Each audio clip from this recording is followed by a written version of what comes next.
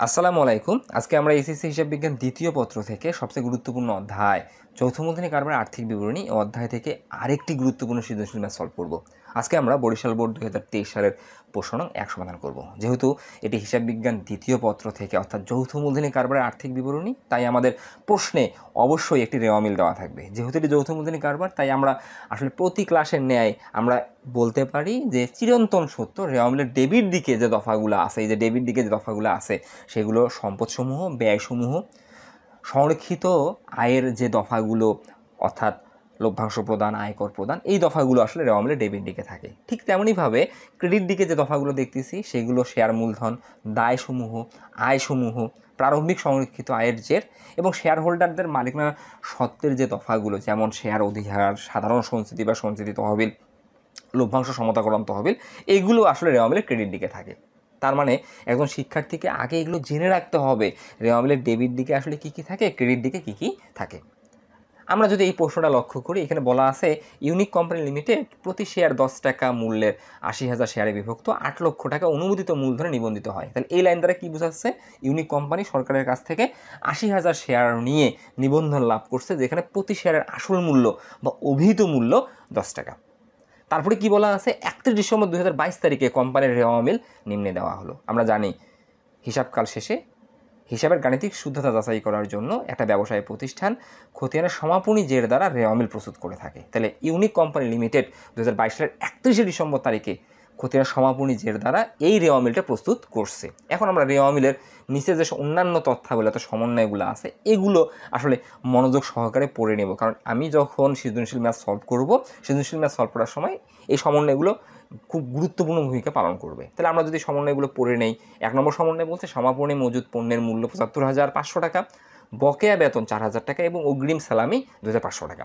3 বলছে প্রাপ্য হিসাবে 2,000 টাকা অনাদায়ী পাওনা হিসাবে অবলোপন করতে হবে। 4 বলছে কলকাবজার উপর 10% এবং আসবাবপত্রের উপর 20% অবস্থা ধার্য করতে হবে। 5 বলছে 3,000 টাকার আয়কর সঞ্চিতি রাখতে হবে। এই সমন্বয়গুলো আমরা পড়ে নিলাম। আমরা বারবার প্রত্যেকটা অঙ্কে আমি তোমাদেরকে বলে রাখতেছি যে তুমি একটু জেনে রাখবা, আমরা যখন আর্থিক বিবরণী অধ্যায় করব, রেওয়া মিল থেকে আমরা যখন কোনো কাজ করব, রেওয়া মিলের কাজ একবার, সমন্বয়ের কাজ 2 বা ততোধিকবার। এটা খুবই গুরুত্বপূর্ণ। রেওয়া মিলের কাজ একবার, সমন্বয়ের কাজ 2 বা ততোধিকবার। এখন আমরা চলে যাব আমাদের সৃজনশীল প্রশ্নে। আমাদের কয়ে প্রথমে কি বলছে, নিট প্রাপ্য হিসেবের পরিমাণ নির্ণয় করো।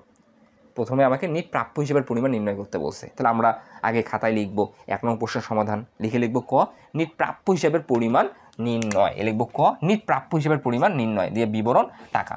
নিট প্রাপ্য হিসাব বলতে এক্স্যাক্টলি কী বোঝাচ্ছে? প্রাপ্য হিসাবের আদায়যোগ্য মূল্য, অথবা আমরা সহজে যদি আরও বলি, আমরা আর্থিক অবস্থার বিবরণী যখন প্রস্তুত করি, চলতি সম্পদ হিসাবে প্রাপ্য হিসাব কত টাকা প্রদর্শন করব বা কত টাকা দেখাবো, সেটাই হচ্ছে নিট প্রাপ্য হিসাব। তার মানে কি, আমাদের রেওয়া মিলের যে প্রাপ্য হিসাব আছে, রেওয়া মিলের প্রাপ্য হিসাবের সাথে সমন্বয়ে প্রাপ্য হিসাব রিলেটেড যে কাজগুলো আছে যোগ বিয়োগ করে আমি যে টাকাটা পাবো, এটাই নিট প্রাপ্য হিসাব। যদি সহজভাবে আমরা বলি, আমাদের যদি আমরা রেওয়া মিলটা লক্ষ্য করি, আমরা দেখতেছি রেওয়া মিলে প্রাপ্য হিসাব আছে 1,03,000 টাকা। তাহলে প্রথমেই লিখবো আমরা প্রাপ্য হিসাব রেওয়া মিলেরটা 1,03,000 টাকা। এই প্রাপ্য হিসাবের সাথে আমাদের সমন্বয়ে প্রাপ্য হিসাব রিলেটেড যে কাজগুলো আছে, এই কাজগুলা যোগ বিয়োগ করার পর এক্স্যাক্টলি যে অ্যামাউন্টটা পাওয়া যাবে, এটাই নিট প্রাপ্য হিসাব বা প্রাপ্য হিসাবের আদায়যোগ্য মূল্য। প্রাপ্য হিসাব মানে কি, বাকিতে বিক্রয়ের ফলে আমরা বিভিন্ন ব্যক্তিদের কাছে যে টাকাটা পাওনা আছে, এটাই তো আমাদের প্রাপ্য হিসাব। তাহলে আমরা রেওয়া মিল থেকে দেখতেছি আমাদের প্রাপ্য হিসাব আছে 1,03,000। রেওয়া মিলে প্রাপ্য হিসাব যেটা আছে, এটা কি মিন করে? এটা মিন করে আমরা প্রাপ্য হিসাবের বহিতে লিপিবদ্ধ করছি 1,03,000 টাকা। এখন প্রাপ্য হিসাব রিলেটেড কী কী সমন্বয় আমার থাকতে পারে আমি যদি বলি, প্রাপ্য হিসাব রিলেটেড সমন্বয় থাকতে পারে অলিখিত বিক্রয় বা ধারে বিক্রয়, তারপরে থাকতে পারে অনাদায়ী পাওনা, তারপরে থাকতে পারে নতুন অনাদায়ী পাওনা সঞ্চিতি, তারপরে থাকতে পারে আমরা বাকিতে বিক্রয় করে বিক্রয়কৃত পণ্য যদি ফেরত পাই, অর্থাৎ সমন্বয়ে যদি আমাদের অলিখিত বিক্রয় ফেরত থাকে, আমরা এটা প্রাপ্য হিসাবের সাথে কাজ করব। তাহলে আমরা এই অঙ্কে দেখব প্রাপ্য হিসাব রিলেটেড আমি যে সমন্বয়ের কথা বললাম এখানে কি আছে। 1 নম্বর সমন্বয় দেখতেছি সমাপনী মজুদ পণ্য, এটা প্রাপ্য হিসাব রিলেটেড না। 2 নম্বর বকেয়া বেতন না, অগ্রিম সালামি না। 3 এই যে প্রাপ্য হিসাবে 2,000 টাকা অনাদায়ী পাওনা হিসাবে অবলোপন করতে হবে। তার মানে আমরা শুধুমাত্র সমন্বয়ের কাজটুকু করব।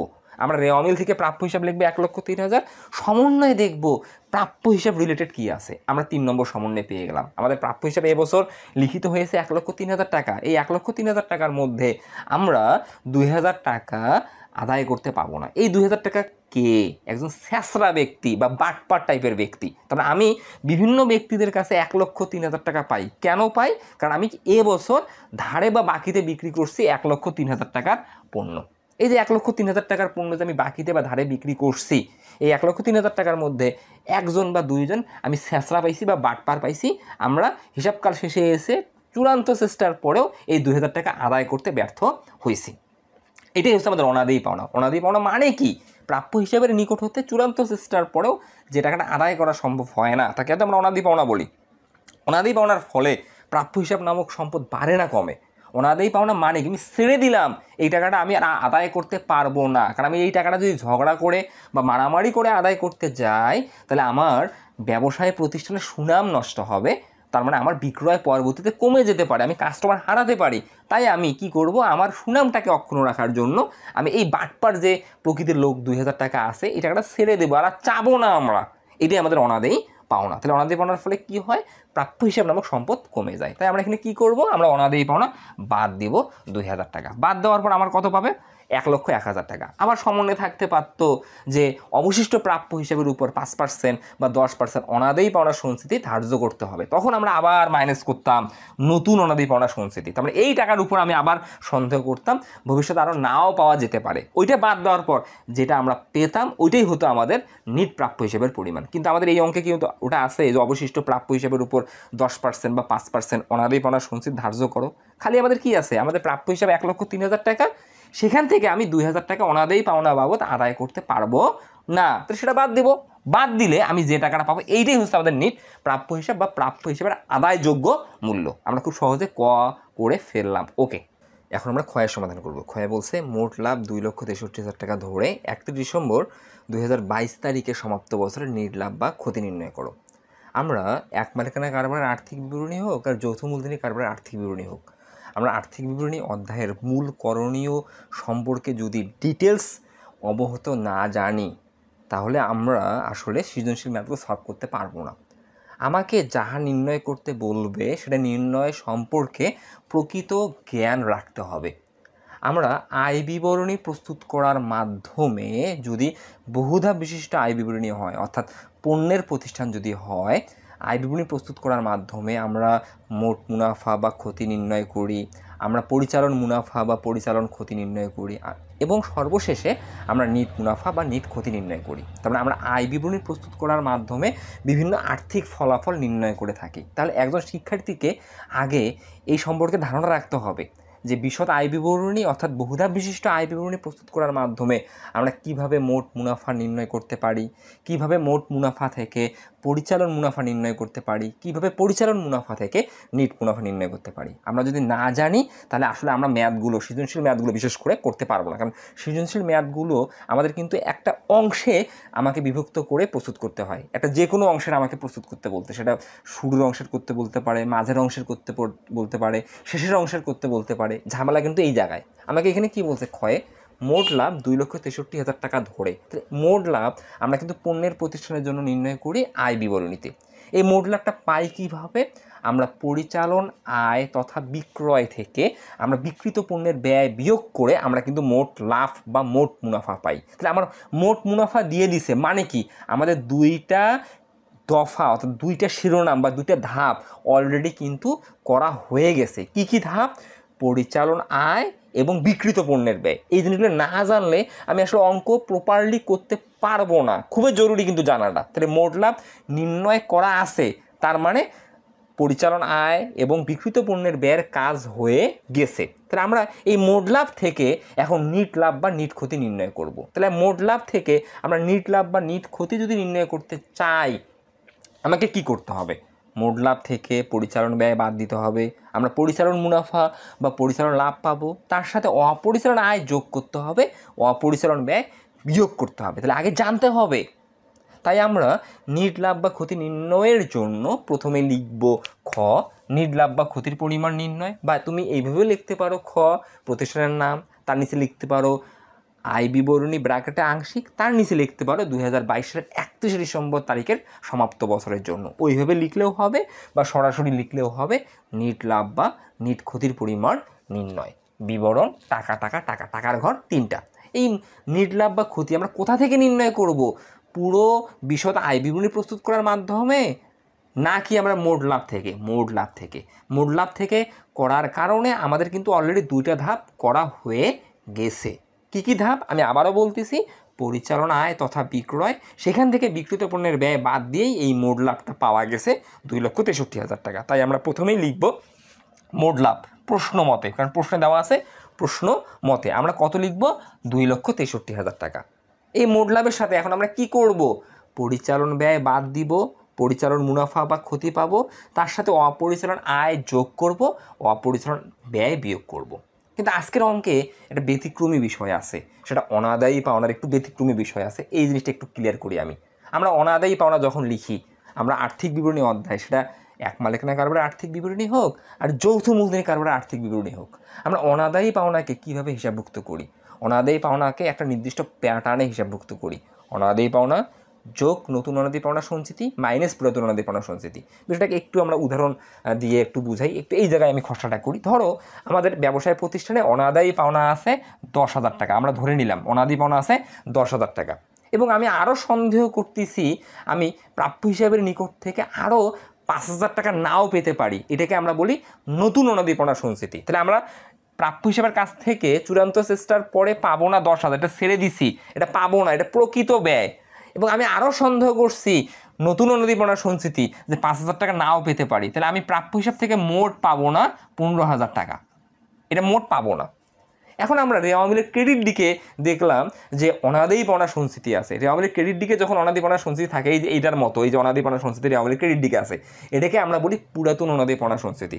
এটার কাজ কি? এই অনাদায়ী পাওনা সংক্রান্ত ব্যয়কে পূরণ করে দেওয়া। ধরো আমাদের অঙ্কে পুরাতন অনাদায়ী পাওনা সঞ্চিতি আছে 8,000 টাকা, তখন আমরা এটা কী করি? এখান থেকে বিয়োগ করি 8,000, বিয়োগ করে আমরা এই 15,000 টাকা থেকে 8,000 বিয়োগ করে যে টাকাটা পাই, এইটাই কিন্তু আসলে আয় বিবরণী দ্বিতীয় করে দেই। তার মানে এটাকেই আমরা আয়ের বিপক্ষে ব্যয় হিসাবে চার্জ করি, আয়ের বিপক্ষে ব্যয় হিসাবে চার্জ করি। তার মানে আমাদের নিট ব্যয় হচ্ছে 7,000 টাকা। তাহলে আমাদের অনাদায়ী পাওনার প্যাটার্নটা কি? অনাদায়ী পাওনা যোগ নতুন অনাদায়ী পাওনা সঞ্চিতি মাইনাস পুরাতন অনাদায়ী পাওনা সঞ্চিতি। তাহলে আমরা নিয়মিত দেখি যে এই অনাদায়ী পাওনা আর নতুন অনাদায়ী পাওনা সঞ্চিতির যে যোগফল আছে, সেখান থেকে পুরাতন অনাদায়ী পাওনা সঞ্চিতিটা কম থাকে। তাই আমাদের নিট অনাদায়ী পাওনা আসলে 7,000 টাকা দাঁড়ালো। মূল বিষয়টা দেখো এই জায়গায়। কিন্তু এটা যদি এমন হতো যে আমাদের এখানে তো দুইটা ব্যয়ের সমষ্টি 15,000 টাকা, কিন্তু আমাদের পুরাতন অনাদায়ী পাওনা সঞ্চিতি আছে 20,000 টাকা, তখন বিষয়টা কেমন হতো? তখন আমি 20,000 টাকা যদি বিয়োগ করতাম, তাহলে উল্টো আমাদের কি হতো? 5,000 টাকা কিন্তু মাইনাস ফিগার আসতো। তার মানে এটা কি হইতো তখন? এটা ব্যয়ের বদলে আয় হয়ে যেত। এটা বুঝতে হবে আগে আমাকে। আর এই পুরাতন অনাদায়ী পাওনা সঞ্চিতি জিনিসটা কি? পুরাতন অনাদায়ী পাওনা সঞ্চিতি জিনিসটা হচ্ছে আসলে নিট লাভ থেকে আমি গত বছর যত টাকা সরিয়ে রাখছি, আমি নিট লাভ থেকে গত বছর 20,000 টাকা সরিয়ে রাখছি। গত বছর এটা ছিল নতুন, এই বছর এটাই হয়ে গেছে পুরাতন। এটা সিস্টেমেটিক প্রসেস। বিগত বছরে যেটা নতুন, পরের বছর ওটা পুরাতন। আমরা প্রতি বছর এই কাজটাই করে থাকি, অনাদায়ী পাওনা যোগ নতুন অনাদায়ী পাওনা সঞ্চিতি মাইনাস পুরাতন অনাদায়ী পাওনা সঞ্চিতি। এখন সহজ কথা হচ্ছে, যদি পুরাতন অনাদায়ী পাওনা সঞ্চিতিটা বড় হয়, তখন ব্যয়ের বদল পার্থক্যটা আয় মিন করবে। একটু নিজে ঠান্ডা মাথায় চিন্তা করো।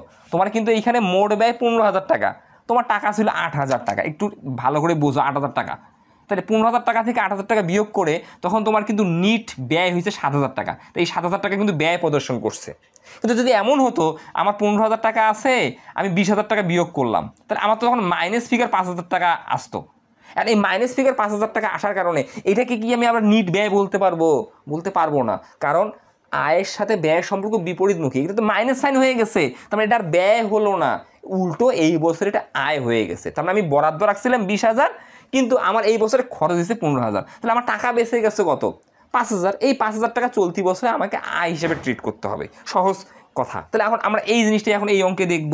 আমরা এই প্রশ্নে দেখতেছি আমাদের পুরাতন অনাদায়ী পাওনা সঞ্চিতি বড়। এই দেখো, রেওয়া মিলের যে অনাদায়ী পাওনা থাকে, রেওয়া মিলের যে অনাদায়ী পাওনা সঞ্চিতি থাকে, যে রেওয়া মিল যে অনাদায়ী পাওনা সঞ্চিতি থাকে, এটা পুরাতন অনাদায়ী পাওনা সঞ্চিতি 5,000। আমাদের প্যাটার্নটা কি? অনাদায়ী পাওনা যোগ নতুন অনাদায়ী পাওনা সঞ্চিতি মাইনাস পুরাতন অনাদায়ী পাওনা সঞ্চিতি। এখানে আমাদের অঙ্কে শুধু অনাদায়ী পাওনা আছে 2,000। এই অনাদায়ী পাওনার সাথে আমরা নর্মালি কি করি?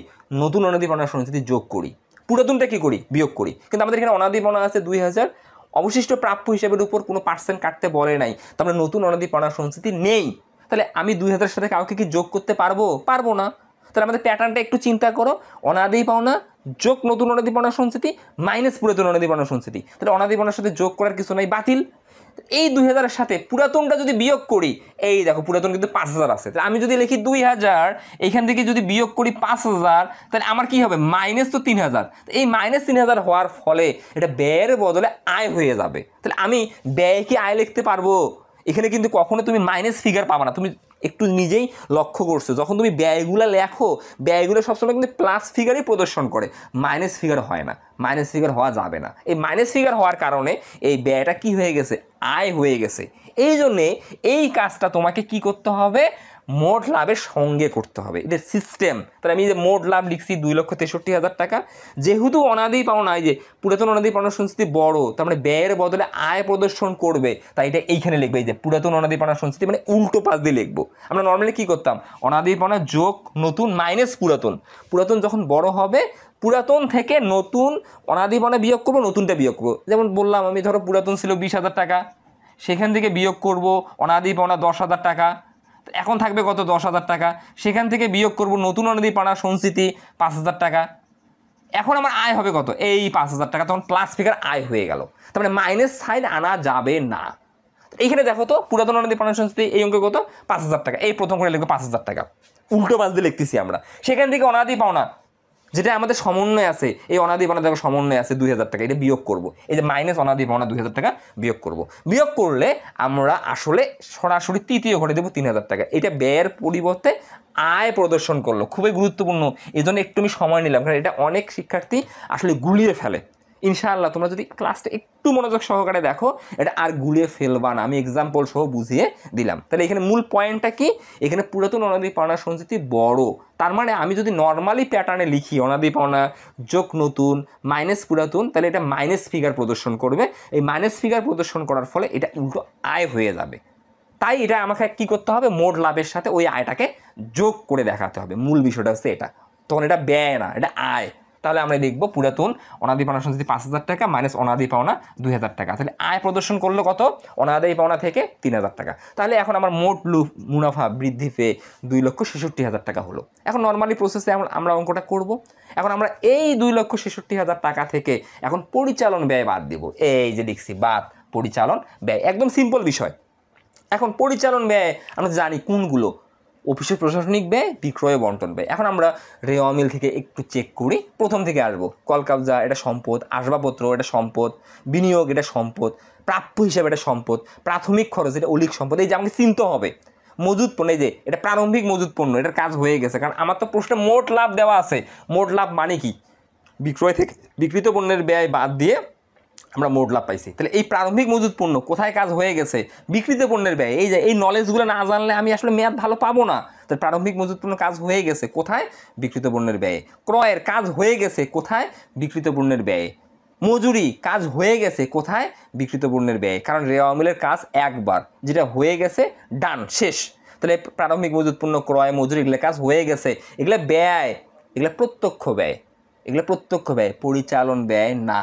এই যে বেতন, এটা আমাদের পরিচালন ব্যয়। তাহলে আমরা প্রথমেই লিখব বেতন। বেতনের সমন্বয়ে কাজ আছে, বেতন বকেয়া আছে, আমরা জানি সমন্বয়ে বকেয়া থাকলে যোগ করতে হয়, অগ্রিম থাকলে বিয়োগ করতে হয়। ওকে, তাহলে বেতন আমরা রেওয়া মিলে দেখতেছি কত টাকা, 36,000 টাকা। তাই বেতন লিখবো 36,000 টাকা, লিখবো যোগ বকেয়া 4,000 টাকা। তাহলে এখন আমরা দ্বিতীয় ঘরে দিব 40,000 টাকা। বেতনের পর কি আছে, ভাড়া, এটা পরিচালন ব্যয়, লিখবো ভাড়া, ভাড়ার কোনো কাজ নাই, ডাইরেক্ট দ্বিতীয় ঘরে লিখবো 27,000 টাকা। ওকে, তারপরে বিমা সালামি আমরা লিখবো, এটা পরিচালন ব্যয়। বিমা সালামি এটার কাজ আছে, বিমা সালামি প্রথম ঘরে লিখবো 10,500 টাকা। বিমা সালামি কি আছে সমন্বয়ে, এই যে অগ্রিম বিমা সালামি 2,500 টাকা, 2,500 টাকা। তাহলে মাইনাস করবো অগ্রিম, অগ্রিমটা হচ্ছে আমাদের সম্পদ। তাহলে আমরা ব্যয় দেখাইছি 10,500 টাকা, বা বিমা সালামিকে টাকা, বিমা সালামি বলবো টাকা, নগদ টাকা প্রদান করছি 10,500 টাকা, যার মধ্যে আমি অগ্রিম দিছি কত, 2,500 টাকা, পরের বছরের জন্য দিছি। তাহলে চলতি বছরে ব্যয় কত, বিয়োগ করলে পাবো আমি 8,000 টাকা। ওকে, তাহলে বিমা সালামি হয়ে গেল। বিমা সালামির পর কি আছে, বিজ্ঞাপন খরচ লিখবো, বিজ্ঞাপন খরচ লিখবো। বিজ্ঞাপন খরচ কত আছে আমাদের, 50,000 টাকা। দ্বিতীয় ঘরে দিয়ে দেবো, বিজ্ঞাপনের কোনো কাজ নাই।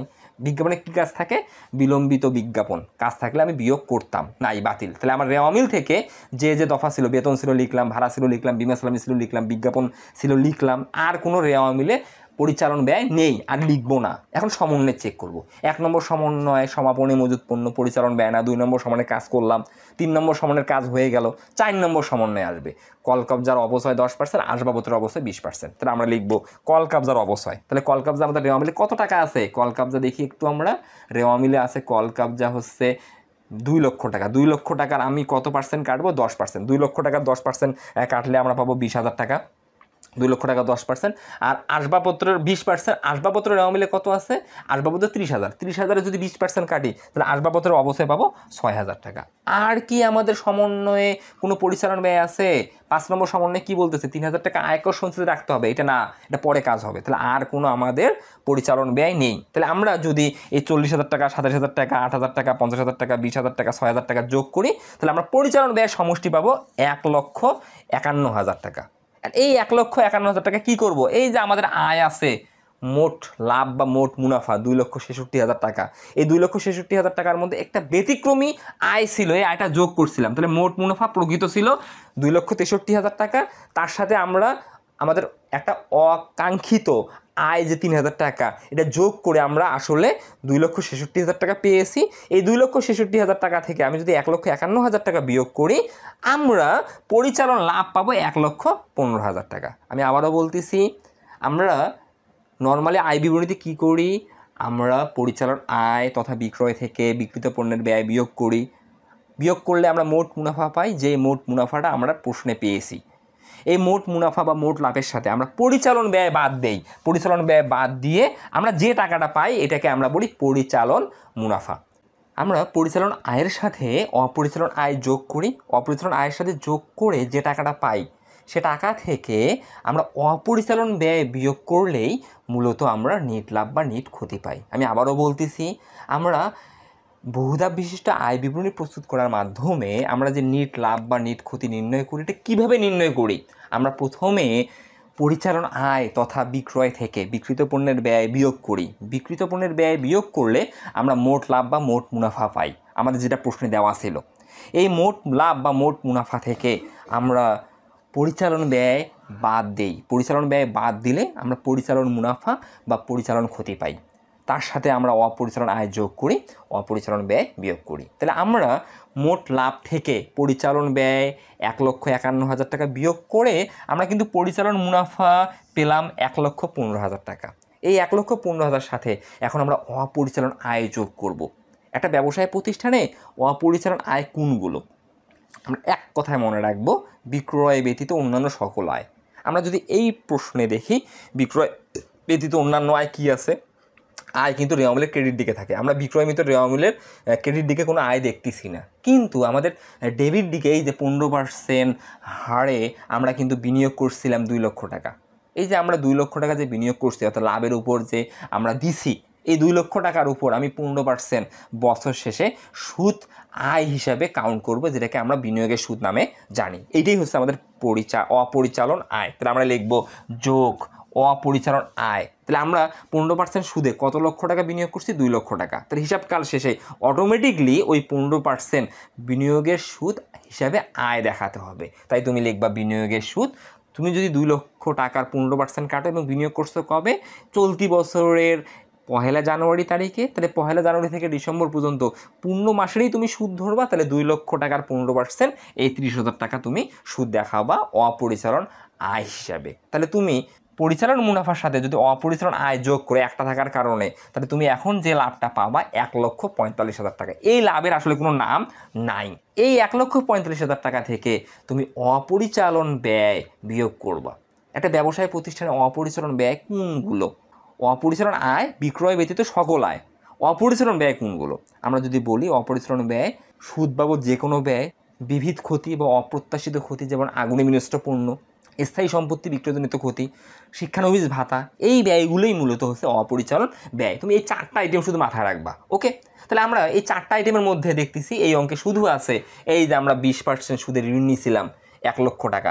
এই 1,00,000 টাকার 20% আমার হিসাবকাল শেষে সুদ বাবদ ব্যয় দেখাতে হবে। এটা অটো, কারণ আমি 1,00,000 টাকা ঋণ নিছি কত পার্সেন্ট সুদে? 20% সুদে। তাহলে অটোমেটিকলি হিসাবকাল শেষে এই 20% সুদ আমাকে দেখাতে হবে। তাহলে এটাই হচ্ছে আমাদের অপরিচালন ব্যয়। এই লিখবো বাদ অপরিচালন ব্যয়, কারণ ব্যয় মানেই আমাকে বিয়োগ করতে হবে। তাহলে লিখবো ঋণের সুদ। তাহলে আমরা কত টাকা ঋণ নিছি? 1,00,000 টাকা। কত পার্সেন্ট সুদে? 20% সুদে। 1,00,000 টাকার 20% আমরা পাবো 20,000 টাকা। আমাদের এই অঙ্কে আর কোনো অপরিচালন ব্যয় নেই। তাহলে আমি এই 1,45,000 টাকা থেকে যদি 20,000 টাকা বিয়োগ করি, তাহলে আমি যে টাকাটা পাবো নর্মালি এটা আমাদের নিট লাভ। কিন্তু এখানে সমন্বয়ে আয়কর সঞ্চিতি আছে, এটা একটু তোমাকে জেনে রাখতে হবে। সমন্বয়ে যদি আয়কর সঞ্চিতি থাকে বা আয়কর থাকে, তাহলে আমি যে লাভটা পাবো এটাকে বলবো কর পূর্ব নিট লাভ। এই যে তখন নামটা চেঞ্জ হয়ে যাবে, কর পূর্ব নিট লাভ। এখন আমরা আর্থিক বিবরণী অধ্যায় অর্থাৎ যৌথ মূলধনী কোম্পানির যে আর্থিক বিবরণী অধ্যায়ের প্রশ্নগুলো সলভ করতেছি, বিশেষ করে সালের প্রশ্নগুলো সলভ করতেছি, আমরা প্রায় অঙ্কগুলোতে কিন্তু আসলে সমন্বয়ে আয়কর সঞ্চিতি দেখতেছি না। তখন আমরা কিন্তু সরাসরি নিট লাভ লিখছি। কখন আমরা এটা কর পূর্ব নিট লাভ লিখবো একটু জেনে রাখবা। কখন? যখন আয়কর সঞ্চিতি থাকবে। আয়কর সঞ্চিতি থাকলেই আসলে এটা কর পূর্ব নিট লাভ। তাহলে লিখবো কর পূর্ব নিট লাভ হচ্ছে 1,25,000 টাকা। এই 1,25,000 টাকা থেকে আমরা আগামী বছর কর দিব 3,000 টাকা ধরে এই 3,000 টাকা সরিয়ে রাখবো। এটা আসলে ভবিষ্যৎ ব্যবস্থা। তার মানে নর্মালি প্রসেসটা কি? আমরা যে বছর আয় করব তার পরের বছর কর দিব। মূল বিষয়টা হচ্ছে এটা। তাহলে আমি এই বছর আয় করছি 1,25,000 টাকা, ধরে নিছি এই 1,25,000 টাকার উপর আমার 3,000 টাকা কর দিতে হতে পারে। এটাকেই আমরা বলতেছি আয়কর সঞ্চিতি। অর্থাৎ আয়করের জন্য আমরা 3,000 টাকা চলতি বছরে সরিয়ে রাখতেছি। কিন্তু আসলে চলতি বছরে কি আমি আয়কর দিব? না, চলতি বছরে আয়করটা আমি আগামী আসলে কর বর্ষে গিয়ে দিব বা আগামী হিসাবকালে গিয়ে দিব। তাহলে চলতি বছরে আয়কর বাবদ আমি সরিয়ে রাখতেছি কত? সমন্বয় যত থাকবে সেটাকে আমি বলবো কি? বাদ নতুন আয়কর সঞ্চিতি নামে। কারণ এই আয়কর সঞ্চিতি আবার রেওয়ামিলেও থাকে। রেওয়ামিলে থাকলে ওটাকে আমরা বলি পুরাতন, সমন্বয় থাকলে ওটাকে বলি নতুন। এই নতুনটাই আসলে আমার লাভ থেকে বাদ যায়। এটাকে বলি আমরা বাদ নতুন আয়কর সঞ্চিতি। এই যে 3,000 টাকা বাদ দিলাম, বাদ দেওয়ার পর যে টাকাটা থাকবে এটাই হচ্ছে আমাদের কর পরবর্তী, মানে গভর্নমেন্টকে কর দেওয়ার পর আমি শেয়ার হোল্ডার, আমার লাভ হচ্ছে এটা, আমার বা আমাদের কত টাকা? 1,22,000 টাকা। এইটাই আসলে আমাকে ক্ষয় নির্ণয় করতে বলছে যে নিট লাভ বা ক্ষতির পরিমাণ নির্ণয় করো। আমরা খুব সহজে নির্ণয় করলাম এবং আসলে বেসিকটা আমি বোঝানোর তোমাদেরকে চেষ্টা করলাম। এখন আমরা সৃজনশীল প্রশ্ন গ সমাধান করবো। গয়ে বলছে রক্ষিত আয়ের উদ্বৃত্ত 1,00,000 টাকা ধরে 31 ডিসেম্বর 2022 তারিখে শেয়ার হোল্ডারদের শর্ত ও দায় নির্ণয় করো। আমরা আর্থিক বিবরণী অধ্যায়ে মূলত 3টে করণীয় করি। আমরা হিসাবকাল শেষে নিট মুনাফা বা নিট ক্ষতি নির্ণয়ের জন্য আয় বিবরণী প্রস্তুত করি। আমরা হিসাবকাল শেষে সমাপনী সংরক্ষিত আয়ের জের নির্ণয় করার জন্য সংরক্ষিত আয় বিবরণী প্রস্তুত করি। এবং আমরা হিসাবকালের শেষের দিনে সমাপ্ত বছরের জন্য না, হিসাবকালের শেষের দিনে, তার মানে আমরা বলতে পারি 31 ডিসেম্বর তারিখে কারবারে মোট কত টাকার সম্পদ আছে এবং মোট কত টাকার দায় ও শেয়ার হোল্ডারদের সত্ত্ব আছে এটা নির্ণয়ের জন্য আমরা আর্থিক অবস্থার বিবরণী প্রস্তুত করে থাকি। আমাকে গয়ে বলছে যে আসলে 2022 সালের 31 ডিসেম্বর তারিখে সমাপ্ত বছরের জন্য না, ওই তারিখে শেয়ার হোল্ডারদের শর্ত ও দায়ের পরিমাণ নির্ণয় করো। তার মানে আমাকে আলটিমেটামলি আর্থিক অবস্থার বিবরণী প্রস্তুত করতে হবে। আমরা আর্থিক অবস্থার বিবরণী প্রস্তুত করার মাধ্যমে এক্স্যাক্টলি আমাদের যে মৌলিক হিসাব সমীকরণ এটা নির্ণয় করে থাকি। আমাদের মৌলিক হিসাব সমীকরণের লেফট সাইডে আছে এ, মানে সম্পদ। এ বলতে আসলে মোট সম্পদকে আমরা বুঝি।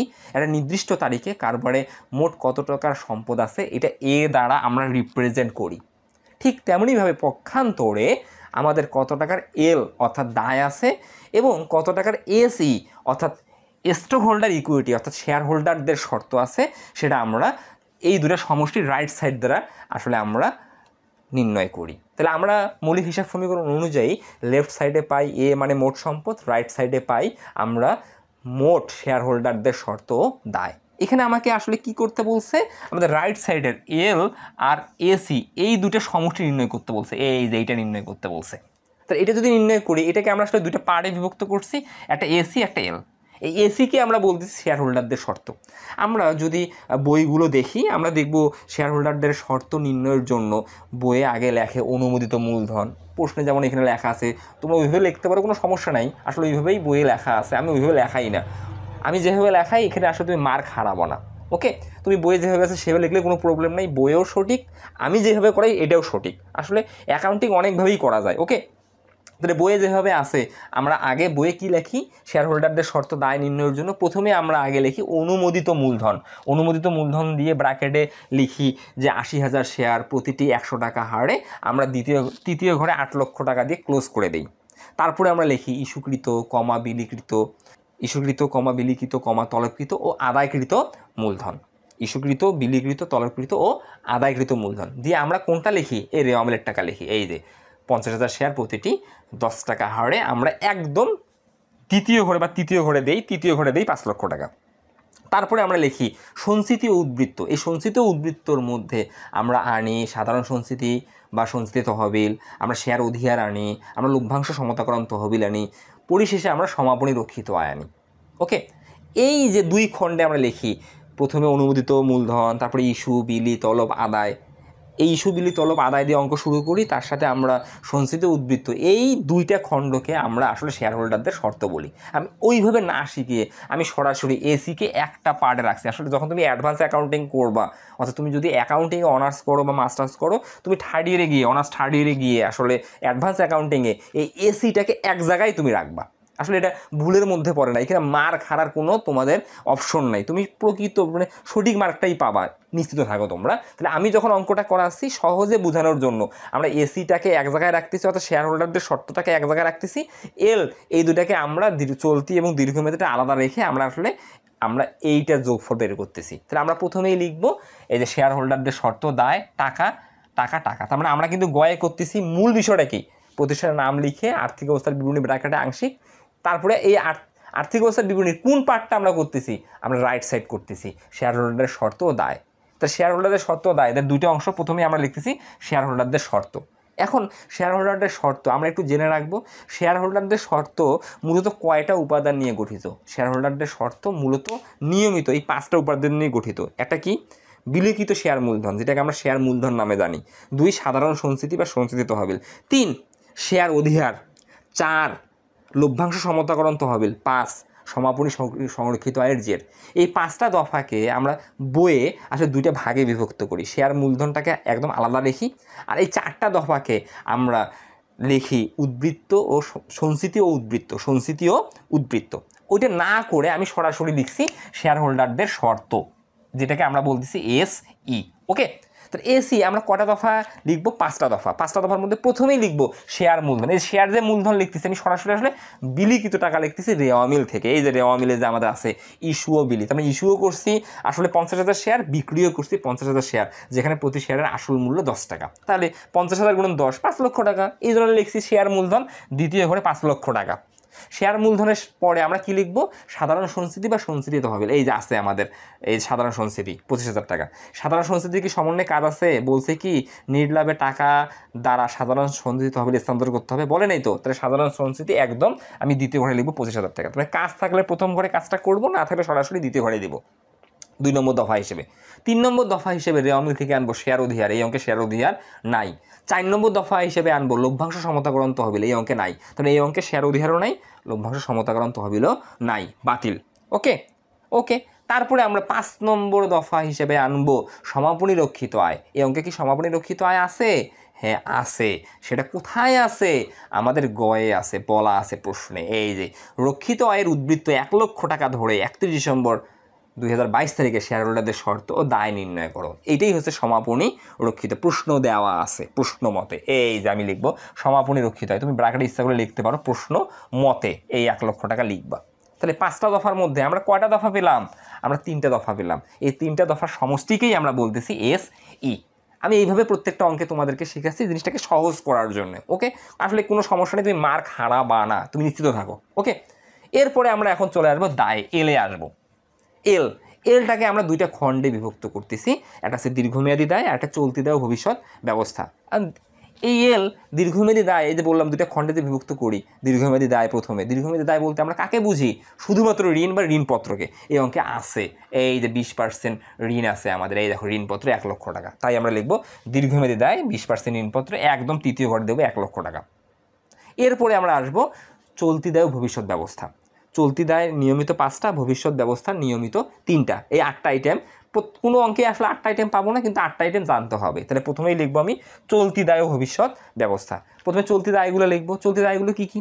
চলতি দায়গুলো প্রথমেই আমরা দেখবো, এটা সব রেওয়ামিলের ক্রেডিট দিক থেকে আসবে এবং সমন্বয় থেকে আসবে। চলতি দায়ের মধ্যে প্রথমেই আমরা যদি রেওয়ামিলে দেখি ব্যাংক জমাতিরিক্ত থাকে লিখবো, আমাদের অঙ্কে ব্যাংক জমাতিরিক্ত নাই। তারপরে আসতে পারে প্রদেয় নোট বা প্রদেয় বিল, এই অঙ্কে নাই, বাতিল। তারপরে আসবে প্রদেয় হিসাব, এই যে প্রদেয় হিসাব আছে 58,500 টাকা, এই প্রদেয় হিসাবটাকে প্রথমে লিখবো, 58,500 টাকা, কাজ নাই, একদম দ্বিতীয় ঘরে। 3 নম্বর দফাটাই আমি প্রথম ঘরে লিখলাম, ব্যাংক জমাতিরিক্ত ছিল না লিখলাম না, আর তারপরে প্রদেয় নোট বা প্রদেয় বিল ছিল না লিখলাম না, প্রদেয় হিসাব ছিল লিখলাম। তারপরে আসবে বকেয়া ব্যয়সমূহ, বকেয়া ব্যয় আছে, আমি যদি সমন্বয়ে যাই, সমন্বয় নাম্বার 2-এ আছে বকেয়া বেতন 4,000 টাকা, এই লিখবো বকেয়া বেতন। বকেয়া ব্যয় চলতি দায় লিখবো 4,000 টাকা। আরেকটা বকেয়া ব্যয় আছে ঋণের সুদ, কারণ আমি যে পার্সেন্ট কাটছি, এই যে আমরা 1 লক্ষ টাকার উপর 20% সুদে তো ঋণ নিছি, তাহলে বছর শেষে আমাকে ঋণের সুদ দেখাতে হবে 1 লাখের 20% 20,000 টাকা। এখন ঋণের সুদ কি রেওয়ামিলে আছে? রেওয়ামিলে যদি ঋণের সুদ থাকতো, এটা দ্বারা বুঝাতো আমি ঋণের সুদ নগদ পরিশোধ করছি। তাহলে যেহেতু রেওয়ামিলে ঋণের সুদ নাই, তাহলে বুঝে নিতে হবে পুরো সুদটাই আমি চলতি বছরে বকেয়া রাখছি।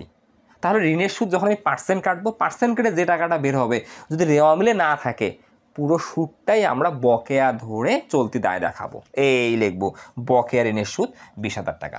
দেখছো বিষয়টা? কারণ রেওয়ামিলে থাকলে এটা নগদ পরিশোধ, রেওয়ামিলে নর্মালি নগদ অংশটা থাকে।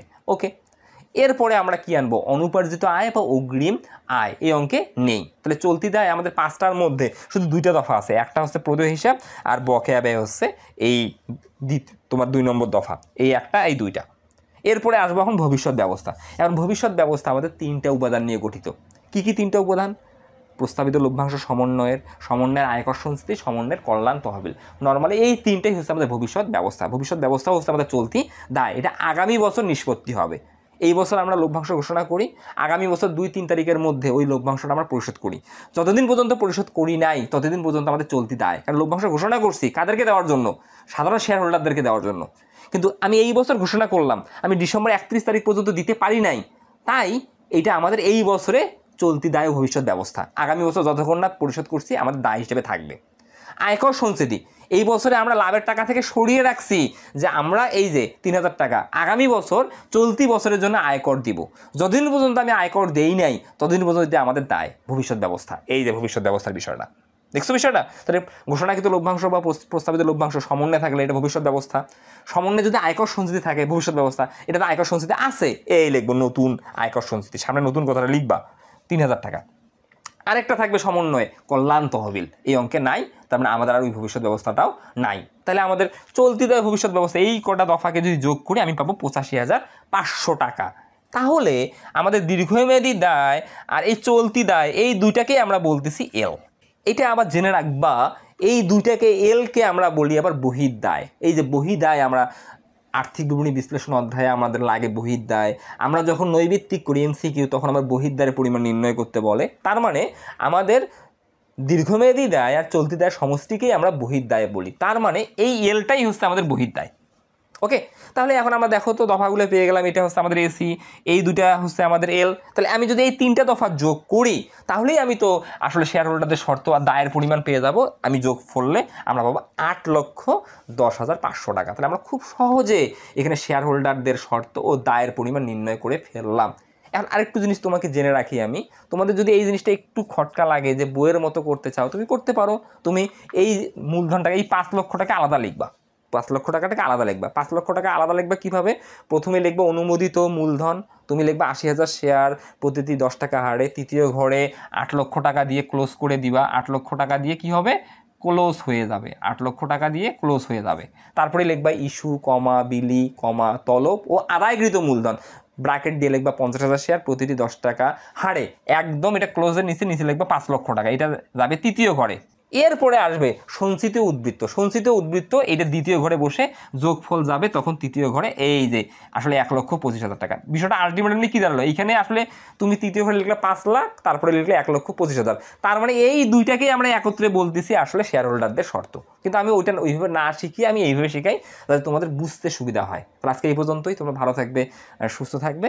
আল্লাহ হাফেজ, আসসালামু আলাইকুম সবাইকে।